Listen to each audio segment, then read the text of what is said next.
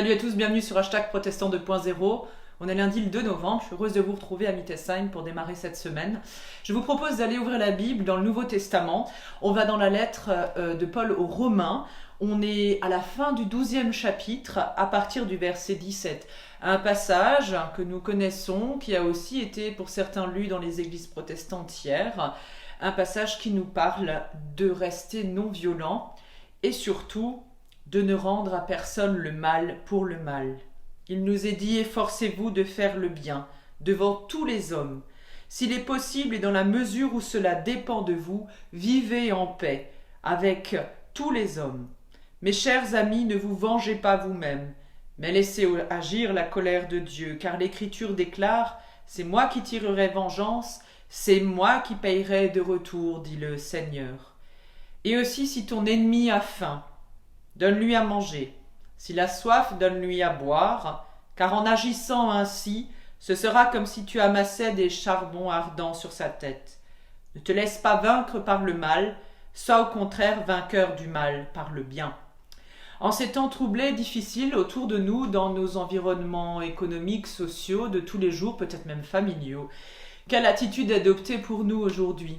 Eh bien la non-violence. Comme Jésus avant lui, ici, Paul insiste, nous pouvons éviter le mal et même le rendre inefficace en faisant le bien.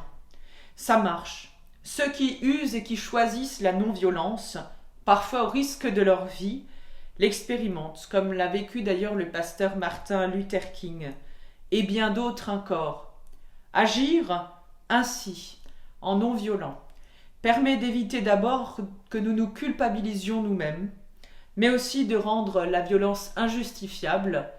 Eh oui, la violence engendre la violence engendre la haine, le mal, etc. Prenons le chemin inverse et agissons complètement à contre-courant. Si nous tous nous faisons ainsi, ce n'est pas un petit océan que nous arriverons à remplir et des feux à éteindre. Ce sera donc un océan complètement non violent que nous rendrons. Et je vous invite à la prière avec les mots d'André Dumas pour annoncer l'Évangile. Notre Dieu, annonce-nous l'Évangile comme une nouvelle qui est bonne, qui chaque année et chaque matin résonne plus fort que le destin et le déclin, plus clair que l'incertitude et l'ambiguïté, plus juste que les idoles, les idées et les idéologies, plus vrai que les stratégies et les utopies. Ton Évangile n'est pas un mythe, forgé par les hommes pour s'expliquer l'inconnu. Ton évangile n'est pas un conte inventé par les hommes pour bercer leurs frayeurs et combler leurs désirs. Ton évangile n'est pas non plus une tradition pour fournir une identité à un groupe et doter de grands ancêtres des orphelins fragiles. Ton évangile n'est pas une ancienneté que l'on se répéterait les dimanches matins comme une comptine et une ritournelle. Ton évangile, c'est une surprise, car il serait tout de même plus normal que chacun reste à sa place, les hommes seuls ici et les dieux seuls ailleurs. Ton évangile est la surprise de la promesse faite à Abraham et à David, de la parole tenue en Jésus-Christ, de la parole attendue jusqu'au royaume. Ton évangile est toujours une surprise pour nos vies habituées à l'ensevelir. C'est une emprise, ton évangile, car il serait tout de même plus commode que personne ne nous commande d'aimer Dieu plus que l'argent, le désir ou le désespoir, et que personne ne nous ordonne d'aimer nos prochains comme nous-mêmes.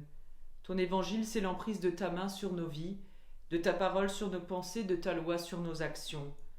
Ton évangile, c'est toujours une emprise sur nos vies habituées à éviter. Alors oui, ton évangile est une reprise, car il serait tout de même plus tentant de filer ailleurs que là où nous avons commencé, de laisser filer la foi en infidélité, la confiance en inconstance, la persévérance en délaissement. Seigneur, ton évangile, c'est une reprise incessante de nos vies, comme toi tu t'es sans cesse repris, à secouer le monde, à lancer ta parole et à livrer ta vie. Notre Dieu, si nous savons nous laisser annoncer l'Évangile, alors nous pourrons facilement le laisser s'annoncer aux autres au travers de nos vies, qui sont surprises, saisies et recommencées. Amen. Je vous souhaite une belle journée dans la paix de notre Seigneur sur ces mots. Que Dieu vous bénisse et qu'il vous garde en ce jour. Je vous dis à demain.